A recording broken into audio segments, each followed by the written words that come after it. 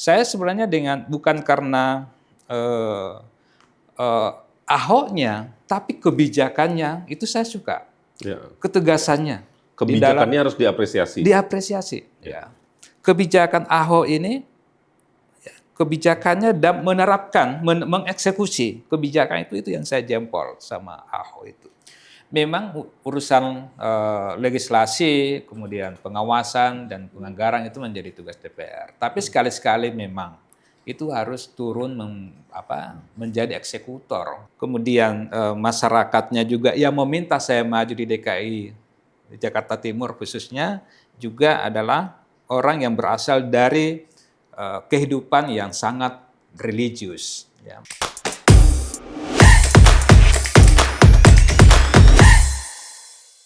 Assalamualaikum warahmatullahi wabarakatuh. Waalaikumsalam warahmatullahi wabarakatuh. Nah, ini semangat gitu ya. Teman-teman, makasih yang sudah kembali menyaksikan. Hari ini saya kembali ngobrol soal Dapil 1 Jakarta. Ini Dapil nggak kaleng-kaleng. Menteri, artis, tokoh, name it ya, semua ada nih di Dapil ini. Karenanya P3 atau Partai Persatuan Pembangunan juga menaruh salah satu anggota, tokoh terbaiknya duduk di sana, berjuang di sana, berikhtiar bersama masyarakat untuk berjuang politik gitu ya. Kalau P3 tuh suasananya perjuangan karena memang partai ini didirikan oleh para pejuang, oleh para kiai, ulama dan rasanya tanggung jawab kita semua untuk memastikan partai ini terus ada dan terus memberikan manfaat untuk masyarakat. Langsung kita sambut Bapak Muhammad Yunus Razak. Saya minta tepuk tangan dong. Assalamualaikum, Kiai. Waalaikumsalam warahmatullahi wabarakatuh. Mas Imam, terima kasih. Saya tahu Bapak punya banyak sekali aktivitas, tapi Pak Yunus berkenan hadir pada kesempatan. Alhamdulillah, terima kasih. Pak, kita sebenarnya sudah meriset nih, Bapak nih aktif di banyak aktivitas ya. Tokoh senior di GP Ansor, pengurus Majelis Ulama Indonesia, tokoh Nahdlatul Ulama, pengusaha dan seterusnya. Tapi nggak afdol kalau saya yang cerita, Pak. Saya mohon Bapak berkenan cerita ke teman-teman, Pak Yunus ini siapa? Karena sebagian tentu sudah mengenal, tapi sebagian yang lain yang baru nonton mungkin belum mengenal. Silakan Pak, secara singkat Bapak nih profilnya seperti apa sih sebenarnya? Ya, terima kasih Mas Imam. Assalamualaikum warahmatullahi wabarakatuh. Waalaikumsalam. Ya betul, saya aktif yang ini, Pak, di kamera, Pak. organisasi Nahdlatul Ulama di GP Ansor. Saya juga aktif di Majelis Ulama Indonesia Pusat dan di beberapa organisasi yang lain. Dan saya menganggap bahwa organisasi tersebut sebagai sebuah pengabdian dan media untuk bersosialisasi, memperkuat dan memperluas jaringan sesama anggota masyarakat. Dan saya pun terlibat di partai politik sejak tahun 2003 ketika Pak Hamzah Has terpilih di Muktamar tahun 2023 di Hotel Sahid, Jakarta. Dalam perkembangannya memang, terutama pada periode ini, saya masuk di kepengurusan di bawah kepemimpinan PLT Ketua Umum Pak Mardiono. Saya di samping karena P3 sebagai partai Islam dan mayoritas masyarakat Indonesia adalah Islam, juga saya maju di Dapil DKI 1 dengan wilayah Jakarta Timur karena permintaan masyarakat Jakarta Timur. Melalui Pak Kiai, melalui Ustadz, melalui Ustazah dan masyarakat yang lain berharap agar saya maju untuk DPR RI melalui wilayah Jakarta Timur. Dengan harapan tentunya saya bisa mewakili mereka memperjuangkan aspirasi dan kebutuhan-kebutuhan masyarakat Jakarta Timur. Demikian, Mas. Oke, Pak Yunus kalau di DPP juga posisinya apa, Pak? Izin, saya tahu salah. Saya di DPP sebagai salah satu ketua pemenangan pemilu. Oh, ketua di Bapilu ya, Pak? Di Bapilu. Bapilu betul ya, Pak? Bapilu. Siap. Bapilu. Pak, sekarang ngobrol-ngobrol, Pak. Itu Bapak sejak muda berarti udah aktif ya di Ansor ya? Sejak masuk mahasiswa, Mas. Oh. Sejak masuk perguruan tinggi, saya sudah aktif di organisasi intrakampus, di organisasi ekstra kampus, BEM hari ini, kalau dulu namanya Senat Mahasiswa. Dulu di mana, Pak? Di Universitas Muslim Indonesia Makassar. Oh, di Makassar. Saya di Makassar, kemudian tahun 97 saya hijrah ke Jakarta melalui sebuah kongres mahasiswa yang disebut dengan Pergerakan Mahasiswa Islam Indonesia. Saya masuk dalam jajaran kepengurusan PB PMI saat itu. PMII ya Pak? PMII. Pasca PMII tahun 2000, ya, kemudian 2002, 2003 saya masuk partai politik. Itu mungkin nyaris berdekatan dengan Pak Nusron Wahid di Golkar ya Pak? Iya, saya satu kepengurusan sama Nusron Wahid. Oh. Sahabat Nusron Wahid. Jadi sahabat Nusron Wahid sebagai ketua umum PB PMII, Iya. saya salah satu ketua. Iya. Oke. 2022. Iya. Dulu tuh Pak, ini karena yang nonton juga banyak anak muda Pak ya. Kita pengen tahu juga.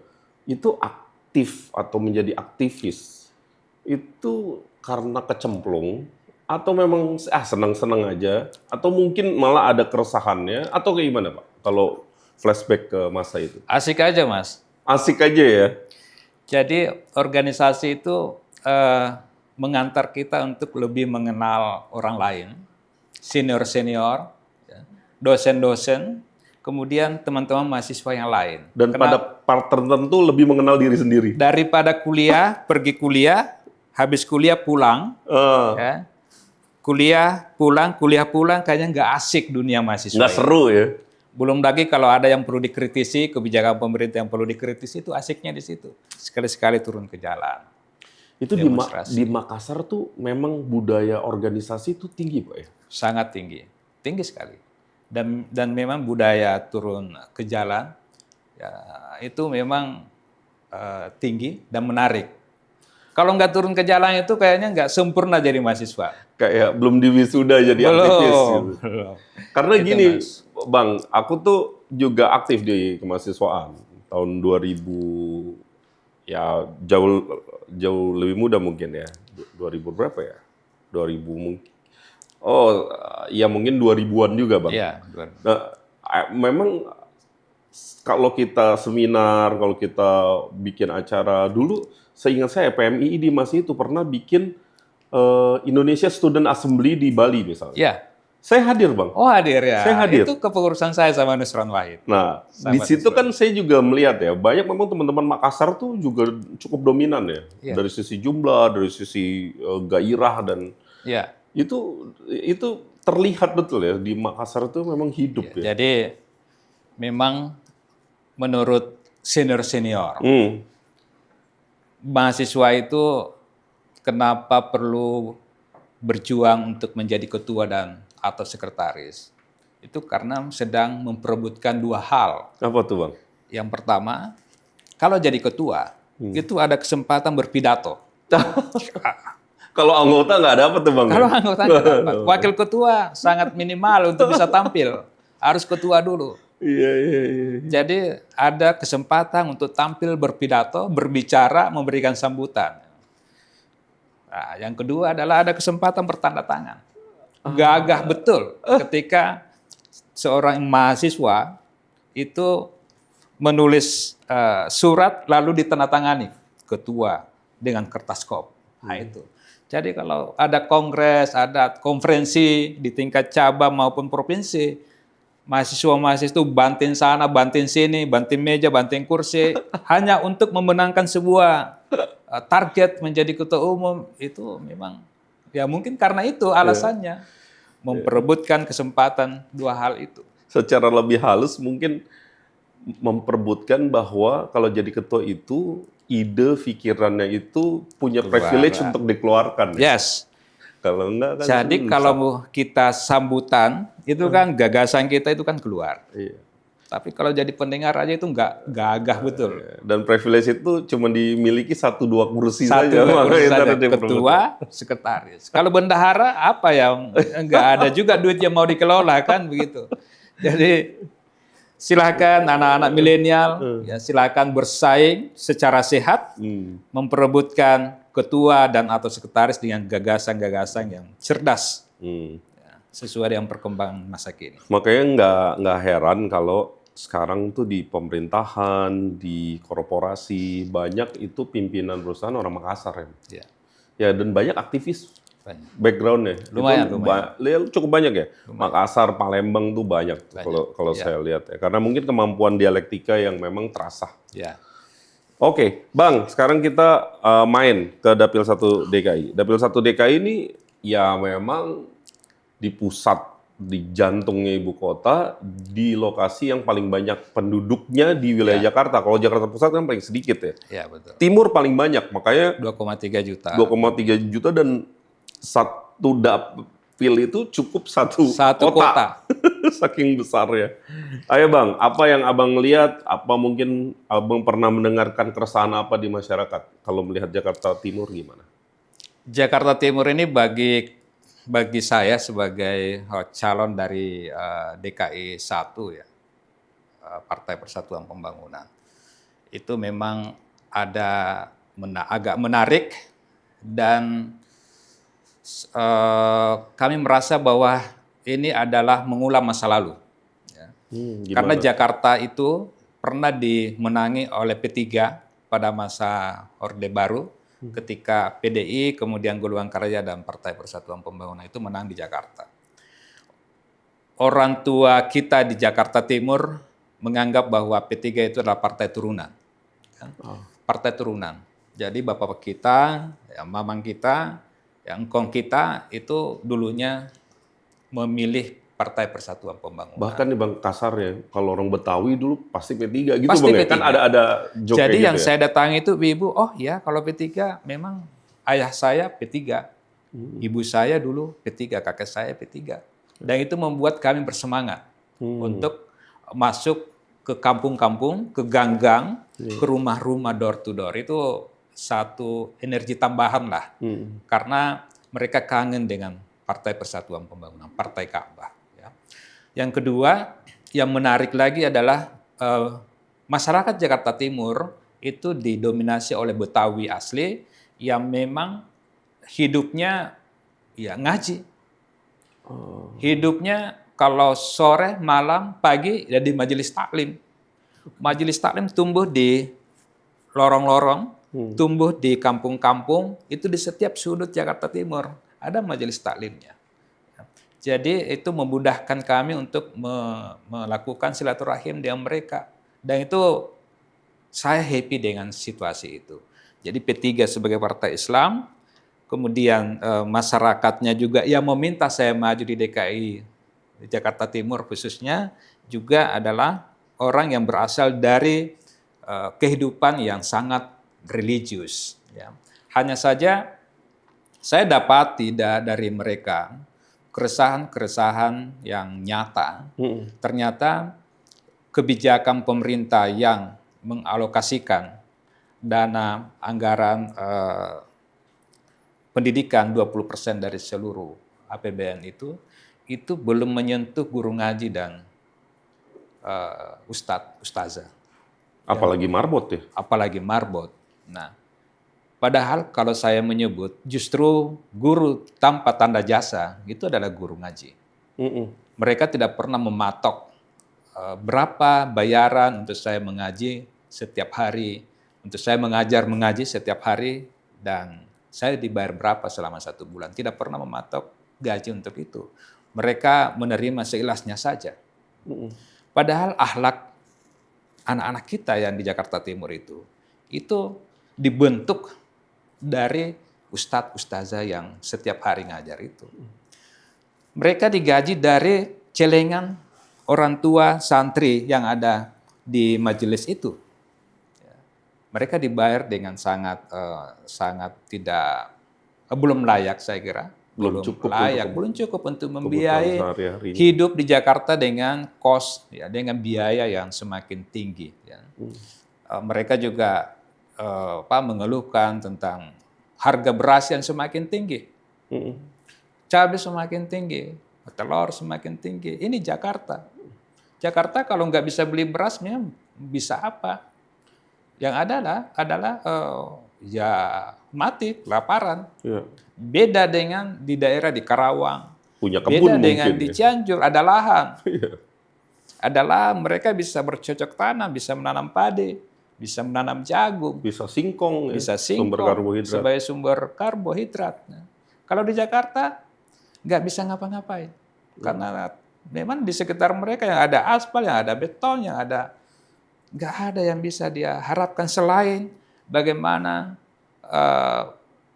mereka berharap bagaimana harga terjangkau bagi mereka.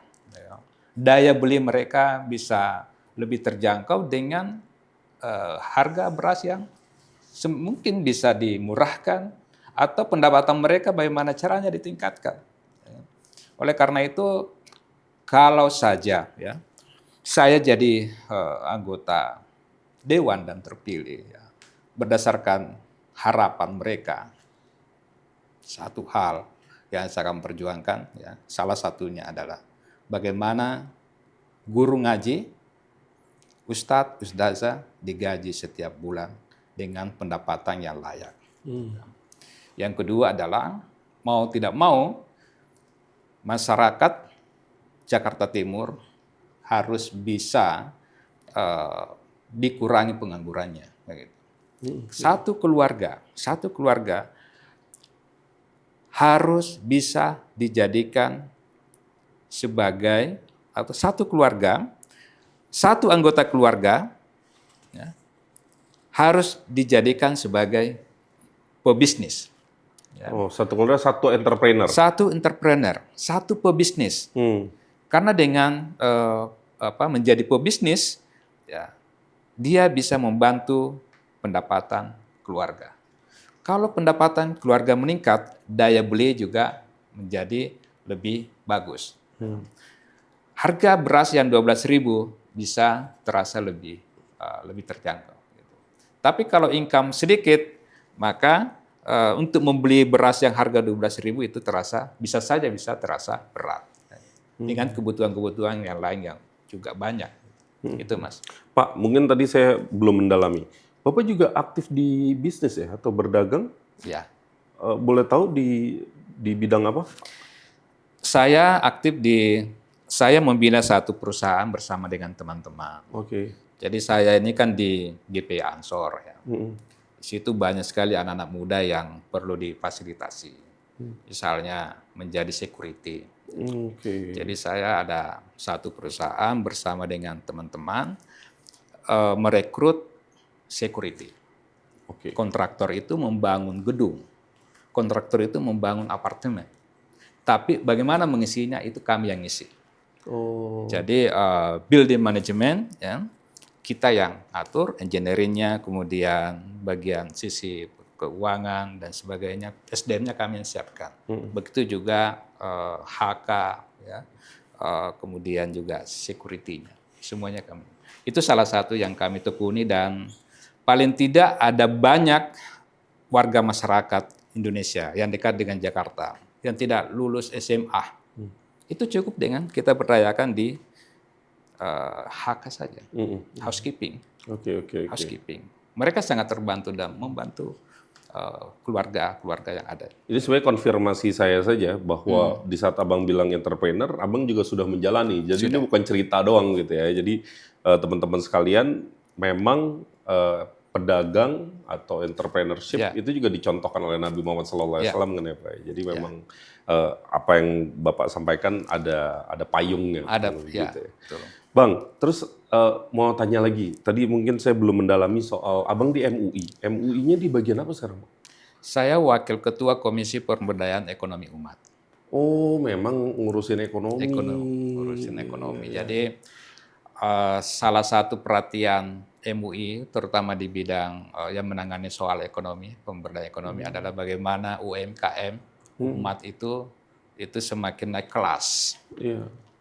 Jadi kami setiap tahun melakukan sidang tahunan ekonomi umat ya, untuk mengevaluasi dan juga terkait dengan regulasi juga bagaimana kemudahan meminjam di perbankan juga itu tidak dipersulit bagi warga masyarakat yang memang membutuhkan. Ya. Masyarakat banyak sekali terjerat dengan kasus-kasus pinjaman online. Ya, itu jadi tren. Itu karena memang masyarakat sangat mengalami kebutuhan yang sangat mendesak barangkali sehingga ikut terjerumus dengan pinjaman online itu. Mereka mau meminjam ke bank-bank, ya. Tapi kan harus ada persyaratan-persyaratan, Ada agunan dan harus ada agunan. Nah, kalau online ya cukup apa? tanpa agunan. Tanpa agunan, ya. Biasa. Kirim 1 juta, 2 juta, panggil teman, anggota keluarganya juga bisa dilibatkan. Malah ada anak SD aja bisa. Nama anaknya yang masih SD itu dimasukkan namanya, kemudian menjadi dianggap sebagai satu orang Satu peminjam. akun gitu. Satu akun. Jadi ibu, suami, anak, ya itu bisa. Kan harus ngumpul 10 orang, 10 orang, kemudian baru cair. Nah ini beban yang luar biasa dan tentu kami ya punya keyakinan bahwa dengan kami ada di Dewan, hal-hal yang seperti ini harus dicarikan jalan keluar karena mereka ini umat kita, mereka warga masyarakat kita. Dan kalau yang harus kita dibantu. mengait-ngaitkan ya, kan ini bisa jadi apa ya? Kalau tadi tuh guru ngaji dapat gaji itu, kita juga bisa menjadikan dalam tanda petik guru ngaji itu agen-agen kita juga untuk menghalau hal-hal kayak gini ya. Pada dasarnya memang hutang boleh ya, Bang? Boleh. Tapi Kalau produktif. Kalau produktif. Kalau konsumtif. Nah kalau pinjol ini kan banyak akhirnya konsumtif ya, Bang? Jadi banyak kasus di masyarakat, mereka pinjam itu beli televisi, Beli handphone, beli ya, HP dan sebagainya. Ya. Oke. Dan begitu ditagih ya jual HP lagi, padahal baru seminggu nih nonton TV yang baru, ya baru seminggu pakai HP yang baru, harus dijual lagi. Dan dijual paling 50% dari harga awal. Itu Mas, itu memprihatinkan. Perlu ada regulasi yang memudahkan mereka, di dalam menyelesaikan persoalan-persoalan ekonomi masyarakat. Bang, aku sekarang mau nanya gini, Bang. Jakarta itu kan ya namanya juga kota besar, ibu kota negara sampai hari ini kita syuting. Kemudian Jakarta Timur tuh khasnya adalah wilayah hunian. Pasti konflik sosialnya ada gitu ya. Dan masalah-masalah perkotaan ya. Mungkin kalau kemacetan ya hampir di seluruh Jakarta ya. Tapi hal-hal yang sifatnya banjir, ya kan, polusi udara dan seterusnya. Abang punya nggak misalnya statement soal itu? Tentu nanti saya di pertanyaan selanjutnya saya akan coba fair gitu ya, bahwa abang ini nyalon buat anggota legislatif, bukan buat jadi gubernur. Maksudnya kadang-kadang kan kita mispersepsi nih, anggota legislatif harus bisa bangun jalan, kan nggak gitu juga gitu ya. Tapi nanti itu pertanyaan saya kedua. Yang pertama, komentar abang soal masalah-masalah di Jakarta. Soalnya saya cuman kepengen gini, Bang. Kita berharap pemilih kita itu naik kelas dari soal suka tidak suka menjadi relevan tidak relevan. Karena Bang, kalau cuma suka tidak suka, ini takutnya nanti dibeli, gitu ya. Karena soalnya itu. Tapi kalau relevan tidak relevan, ini kan soal isi otak, soal pengetahuan, soal pemahaman, soal komitmen, kontrak politik dan seterusnya. Makanya saya nanya ini. Sebagai individu, sebagai calon anggota legislatif, apa pandangan abang terhadap masalah-masalah di kota Jakarta, khususnya Jakarta Timur? Banyak sekali persoalan-persoalan, Mas. Ya. Memang para pihak itu memang harus menyadari dan harus taat aturan. Contoh misalnya kasus di Kramat Jati, soal kabel optik ya. Kabel optik yang menjerat leher pengendara motor. Oh iya, waktu itu viral itu tuh, kan Masya Allah, itu kan sangat berisiko bagi masyarakat ya, bagi individu yang melewati wilayah-wilayah yang rawan itu. Padahal itu sudah diatur dalam peraturan daerah di DKI Jakarta nomor 8 tahun 99. Ya, bahwa kabel udara itu harus ditanam. Ya. Sarana jaringan utilitas terpadu harus di bawah tanah, nggak boleh di atas.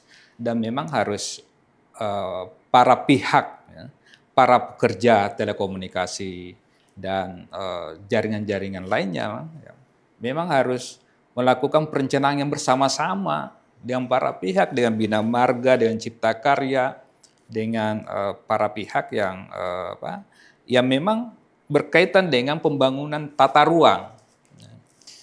Kalau tidak ada komunikasi satu sama lain, itu yang berisiko. Ya. Bagian telekomunikasi asal masang jaringan telepon misalnya, jaringan internet ya, misalnya, diputus oleh pemerintah daerah, marah. Memang satu, perusahaannya marah, juga yang menderita adalah yang mendapatkan akses internet. Masyarakat juga dirugikan dengan sambungan telekomunikasi yang diputus karena melalui jalur udara kan gitu. Oleh karena itu perencanaan itu memang harus betul-betul harus kuat. Semua pihak harus dilibatkan, nggak boleh secara parsial saja. Nah, saya akan melakukan komunikasi, ya. Komunikasi satu dengan masyarakat tentunya, ya, dengan masyarakat, dengan para pihak, dengan pihak ketiga, dengan pemerintah daerah, dan regulasi yang harus dipertegas. Ya, kalau salah perusahaannya harus ditindak. Kalau perusahaannya melakukan pelanggaran-pelanggaran ya harus ditindak dan dipidana kan begitu. Karena kalau terlanjur masang diputus oleh Pemda kan yang rugi kan masyarakat lagi. Nah, itu yang pertama. Yang kedua, soal banjir ya. Kalau soal banjir ini memang karena memang bangunan yang begitu padat. Ya. Di mana-mana tersumbat kan begitu. Kesadaran masyarakat juga membuang sampah yang benar juga kan belum terlalu maksimal. Ya. Mereka sadar membuang sampah di tempat yang benar itu masih minim kalau yang saya baca dan saya lihat. Ya. Masyarakat di pinggir kali Sunter misalnya, ya juga di Kali Ciliwung masih aja ada oknum masyarakat yang segampang itu membuang sampah plastik, botol-botol dan sebagainya langsung ke bantaran sungai. Dan itu kan menghambat dan membuat tersumbat kan begitu. Itu di Kali Sunter dan Ciliwung. Bagaimana dengan selokan-selokan yang di perkampungan? Kalau masih perilakunya sama, ya di ujung sana pasti tersumbat dong. Nah itu. Nah ketika terjadi persoalan-persoalan, kemudian akses masuk ke kampung itu kemudian juga tidak terbuka. Nah itu karena satu jalanannya sempit. Jalanan sempit bukan berarti tidak ada aturan-aturan dari sebenarnya ada, tapi masyarakat melanggar itu. Saya sebenarnya bukan karena Ahoknya, tapi kebijakannya itu saya suka. Ya. Ketegasannya. Kebijakannya harus diapresiasi. Diapresiasi. Ya. Kebijakan Ahok ini, kebijakannya dan menerapkan, mengeksekusi kebijakan itu yang saya jempol sama Ahok itu. Jadi di setiap kepemimpinan kita harus ambil yang baiknya, yang tidak baiknya ya tentu kita singkirkan. Kita singkirkan. Nah, misal ada bangunan yang di atas selokan misalnya, ya kan? Itu kan melanggar. Dalam kepemimpinannya itu langsung di eskavator, itu langsung dipotong. Kemudian berlanjut, ya dibangun lagi. Begitu tidak ada lagi ketegasan dari pemerintah, tidak kepemimpinan berganti, ya, seperti itu dibangun lagi. Nah itu kan menghambat. Padahal kalau akses masuk itu terbuka, itu kan kalau ada kebakaran, pemadam kebakaran kan bisa masuk dengan mudah. Bayangkan aja kalau di ujung sana, di ujung lorong ada kebakaran. Nah, itu tidak ada akses masuk. Dan itu kejadian berkali-kali. Berkali-kali. Bukan karena pemadam kebakaran yang nggak sigap. Sebenarnya sigap, cuman akses masuknya. Ada aksesnya ya Bang? Akses masuknya itu. Belum lagi kendaraan yang numpuk di pinggir jalan. Belum lagi masyarakat yang panik ya. Pasti melawan arah. Itu pasti satu persoalan tersendiri. Karena populasi yang sangat besar, kemudian bangunan yang sangat padat, dengan situasi situasi tanah yang memang tertutup untuk adanya resapan air kalau untuk daerah-daerah yang gampang terkena banjir. Oke.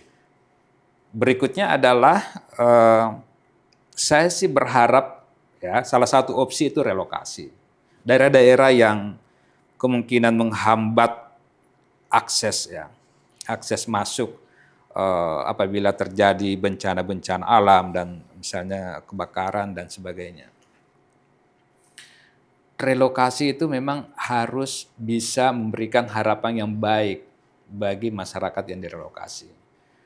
Kalau misalnya daerah tujuan relokasi itu bisa memberikan harapan bagi kehidupan mereka, Dan kualitas hidupnya lebih naik. baik, kualitas hidupnya makin baik, kemudian usahanya makin baik, saya kira masyarakat Juga akan menerima dengan itu. Tapi kalau misalnya tujuannya itu tidak jelas, kemudian juga serba harapan masa depan mereka, tempat berusaha misalnya terutama ya, itu juga itu akan membuat mereka menolak adanya relokasi. Bang, saya beranjak Bang. Ini saya bertanya karena saya menganggap Abang juga intelektual. Agar menjadi edukasi politik buat masyarakat. Kan pada pemahaman tertentu masyarakat menilai anggota legislatif itu mungkin bisa melakukan semua hal. Tadi saya udah bilang, mau bikin jalan, bangun jembatan, nyelesain macet, nyelesain banjir dan seterusnya begitu ya. Tapi pada pendulum yang lain, kita juga sebenarnya nggak berharap anggota legislatif terjebak pada sebuah perspektif, ya tugas saya kan cuma legislasi, pengawasan, dan budgeting. Ya. Ntar kalau sekaku ini juga jangan-jangan nggak bisa menjadi representasi yang utuh dari kebutuhan masyarakat yang ada di publik gitu ya. Karena dapil dengan komisi misalnya bisa berbeda Bang. Kan Abang ditaruh di mana, dapilnya sebenarnya butuhnya apa misalnya kayak gitu ya. Nah, titik equilibrium atau titik keseimbangannya tuh gimana kalau menurut Abang menjadi anggota legislatif? Ada yang disebut dengan reses. Itu titik keseimbangannya. Ya, reses itu kan bagaimana kita masuk ke masyarakat, kemudian mengambil dan menarik aspirasi, menerima aspirasi mereka itu persoalannya apa, gitu.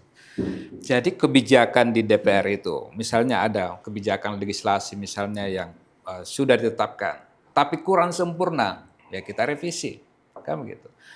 Jadi saya pun tidak mungkin mengambil komisi-komisi yang tidak relevan dengan masyarakat yang saya wakili. Kalau saya dapil Jakarta Timur, lalu saya mengambil komisi 4, komisi yang membidangi pertanian, ya, perikanan. Terlalu jauh dengan dapil ya. Saya kira nggak pas. Ya. Iya. Jadi saya tentu akan mengambil komisi-komisi yang relevan dengan pemberdayaan ekonomi, pemberdayaan SDM masyarakat Jakarta Timur, kemudian bagaimana meningkatkan UMKM yang demikian menjamur di Jakarta Timur, dan sebagainya. Memang urusan legislasi, kemudian pengawasan dan penganggaran itu menjadi tugas DPR. Tapi sekali-sekali memang itu harus turun menjadi eksekutor. Eksekutor maksud saya adalah menarik orang-orang yang berkepentingan, mengundang orang-orang yang berkepentingan, para pihak yang terkait untuk ayo turun menyelesaikan persoalan-persoalan di masyarakat. Sangat bisa karena sebagai anggota DPR berarti sudah menjadi seorang negarawan. Ya. Kemudian menarik negarawannya lain, misalnya pemerintah provinsi, kemudian wali kota dan sebagainya untuk yang sama-sama bertanggung jawab dalam menyelesaikan persoalan-persoalan kemasyarakatan. Kan gitu. Jadi komunikasi antar lembaga itu penting di eksternal DPR. Komunikasi dengan masyarakat itu penting. Komunikasi dengan para pihak itu penting. Supaya apa? Supaya kita bisa menyelesaikan persoalan-persoalan secara kolektif, tidak parsial. Kalau saya turun, itu bisa saja sangat subjektif dalam menyelesaikan masalah. Atau sangat terbatas. Sangat terbatas juga. Juga penganggarannya juga bisa saja terbatas. Iya. Tapi kalau saya turun juga mengajak pemerintah provinsi, bisa saja APBD-nya juga dikeluarkan dan dialokasikan ke masyarakat yang mendapatkan persoalan-persoalan yang saya maksud. Kan? Itu Mas, jadi komunikasi politik antara saya sebagai anggota Dewan, kalau nanti diberikan amanah oleh masyarakat Jakarta Timur, dengan para pihak pemerintah provinsi, anggota legislatif tingkat provinsi, di dalam menyelesaikan persoalan-persoalan yang ada di masyarakat. Itu saya rasa jawaban yang cukup memuaskan. Terima kasih Bang. Bang, Di sini ada teman-teman konsultan politik yang membantu kita memotret Dapil Abang, dan ada beberapa saran. Mungkin sudah Abang lakukan, tapi anggap saja ini sebagai pengingat saja atau saling mengingatkan. Di Dapil Abang, Jakarta 1 itu tentu bisa dibilang dapil yang sangat seksi untuk diperebutkan karena masyarakatnya banyak dan bisa dibilang memiliki akses informasi yang cukup begitu ya, karena ada di perkotaan. Karenanya tentu permainan udara atau informasi udara itu sebenarnya masih bisa dibilang relatif efektif apabila dibandingkan dengan misalnya daerah lain yang tidak di perkotaan gitu ya. Jadi permainan darat atau kerja-kerja politik di darat itu penting, tapi di udara juga masih bisa dimanfaatkan sampai nanti musim kampanye berakhir. Media lokal juga mungkin masih bisa dimanfaatkan karena biasanya lebih efektif dan lebih efisien untuk isu-isu lokal. Kemudian saran dari teman-teman, ide gagasan kepada kaum muda itu juga sama pentingnya. Kadang-kadang kita belakangan menyederhanakan yang disebut Gen Z itu yang sepatunya bagus, mainnya game online dan seterusnya. Padahal kan nggak kayak gitu Bang ya. Ada juga yang di musola-musola, ada juga yang ikut ratiban, ikut maulidan, itu juga anak muda kan gitu. Nah itu mungkin lebih micro targeting, itu saran dari teman-teman. Mungkin bisa sekedar mengingatkan Abang. Terima kasih. Oke, Bang, sekarang jawab cepat Bang. Pengetahuan atau keterampilan? Pengetahuan. Bekerja keras atau bekerja cerdas? Bekerja cerdas. Percaya pada perencanaan atau mengikuti alur? Perencanaan.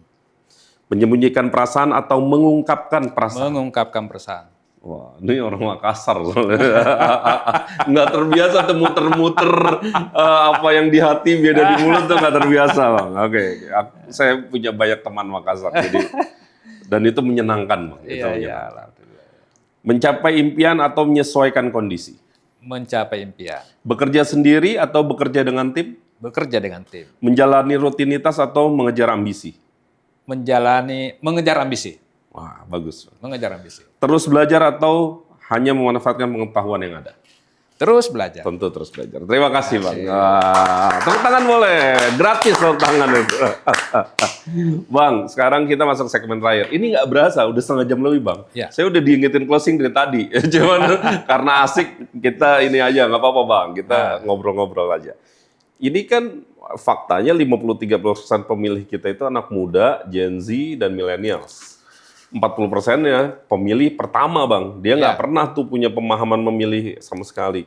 Makanya segmennya namanya Hai Anak Muda. Hai Anak Muda ini sebenarnya kita ingin semua caleg itu boleh mengkampanyekan dirinya untuk dipilih, boleh memberikan motivasi, boleh memberikan nasihat, boleh ajakan apapun. Nah, jadi Hai Anak Muda titik-titik Bang Yunus sendiri yang akan menyampaikan kepada mereka. Bebas, Abang mau sampaikan apa aja bebas. Tapi memang kalau panah tuh arahnya benar-benar hanya untuk anak muda nih Bang. Jadi monggo bahasanya disesuaikan atau program yang mau Abang share juga disesuaikan, monggo aja. Arahnya nanti ke sini Bang kameranya, silakan Bang Yunus. Hai anak muda gitu. Hai anak muda seluruh Indonesia, khususnya anak muda yang ada di Jakarta Timur. Ayo terus kembangkan diri, keluarkan minat dan bakat Anda. Bersama Yunus Razak, insya Allah kita akan minimalisir yang namanya pengangguran. Ayo kita menjadi pengusaha. Ayo kita kawal dan kita raih 2045 itu adalah eranya anak muda saat ini. Terima kasih. Ayo bergabung dengan kami, Partai Ka'bah, bergabung dengan Muhammad Yunus Razak untuk seluruh anak muda yang ada di Jakarta Timur. Terima kasih. Assalamualaikum warahmatullahi wabarakatuh. Waalaikumsalam warahmatullahi wabarakatuh. Terima kasih Bang Yunus. Bang Yunus ini nomor urut 1 ya. Jadi buat teman-teman yang suka, yang percaya, jangan lupa tanggal 14 Februari 2024 coblos Bang Yunus Razak nomor urut 1 dari Dapil 1 DKI Jakarta dari Partai Persatuan Pembangunan. Kurang lebih begitu Bang ya. Siap.